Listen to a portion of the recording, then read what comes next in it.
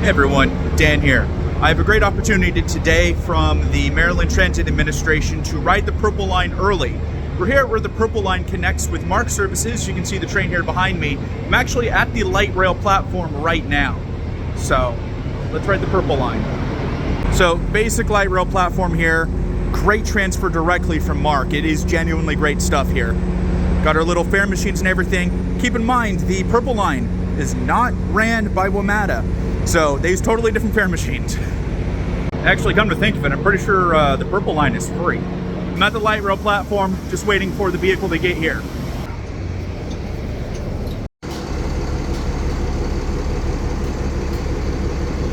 These types of vehicles tend to have pretty questionable quality, but this one seems all right.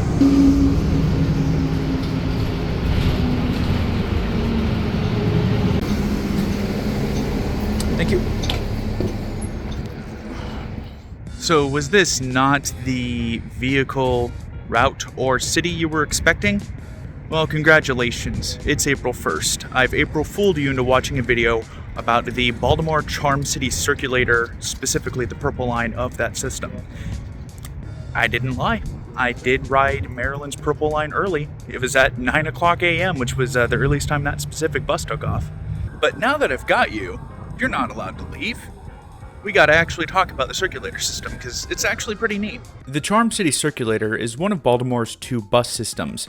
The main system, known as the Link, is the city's more traditional bus network, providing transportation to, from, and around the city. The Charm City Circulator is a far smaller system, focusing on specifically downtown Baltimore. Unlike the Link, the goal is less to transport people from, say, home to work, and more of a way for people to get around downtown itself, particularly tourists. Unlike Baltimore's city bus system, which is ran by the Maryland Transit Administration, the Circulator is ran by the Baltimore Department of Transportation. The system runs 5 routes: the Green, Orange, Purple, Cherry, and Banner. The system also contains the Harbor Connector ferry service, but I will cover Baltimore's ferries another day. Let's stick to buses for now. The Green route runs from City Hall to North Avenue and Johns Hopkins Hospital. The Purple route runs from 33rd Street to Federal Hill. The Orange route runs from Hollands Market to Harbor East. The Banner route runs from Inner Harbor to Fort McHenry, and the Cherry route runs from Inner Harbor to Cherry Hill. I rode the Purple route today, a full loop starting and ending at Baltimore Penn Station. All routes run a 20-minute frequency or better. Operating hours are from 7 a.m. to 8 p.m. on Monday to Thursday, 7 a.m. to midnight on Friday, and 9 a.m. on Saturday, as well as 9 a.m. to 8 p.m. on Sunday. The routes are pretty solid, visiting many high-traffic areas, but its purpose as a tourist and visitor service shows, particularly with its operating hours. With service not starting until 7 a.m. on weekdays and 9 a.m. on weekends, this makes the service difficult to rely on for people who have to travel early in the morning, such as lower-wage customer service workers who tend to rely on transit much more than other demographics.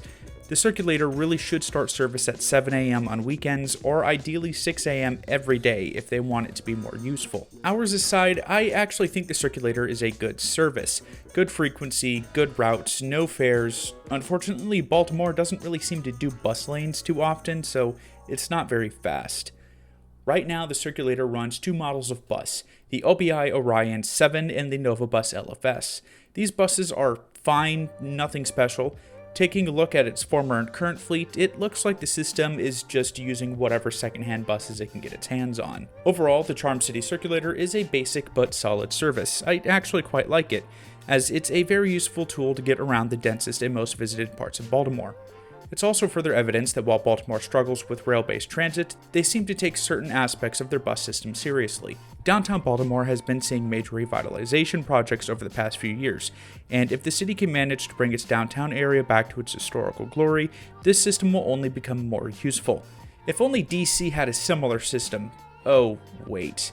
If you like this video, you know what to do. If you want to see more, there's a little red button down there somewhere. If you want to join the conversation, leave a comment below or join the Discord server. Have a good one.